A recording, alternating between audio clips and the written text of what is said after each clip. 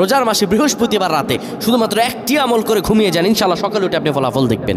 রোজার মাস বৃহস্পতিবার ঈশান নামাজের পরে তারাবি নামাজ পড়ে একটি আমল করুন আর আপনি ঘুমিয়ে যান, ইনশাআল্লাহ সকালে উঠে আপনি আর ফলাফল দেখতে পাবেন। আপনার চেহারা সৌন্দর্য বৃদ্ধি পাবে, আপনার চেহারা উজ্জ্বল হয়ে যাবে, আপনার হৃদয় প্রশান্তি হয়ে যাবে ইনশাআল্লাহুল আজিজ। আপনার আমলটা করে দেখেন না। অনেকে বলে হুজুর হতাশায় ভুগছি, ব্যবসা বাণিজ্য লস, কোনো কিছুতে শান্তি নাই, সব দিকে বিপদ আপদ আষ্টে পিষ্টে ঘিরে ধরেছে, কোনটা করব, কোনটা করে কোথায় যাব, কুইভাবে বিপদ থেকে বাঁচো। আর ভাই আমল করে দেখেন না, আমলে আছে সুখ। আল্লাহ তাআলা বলেন উদউনি আস্তাজিব লাকুম, আমার কাছে চা বেটা আমি তোরে দিয়ে দিব। আল্লাহর কাছে কি নাই? আল্লাহু দাইফু লিমান ইয়াশাউ আল্লাহু ওয়াসিউন আলিম।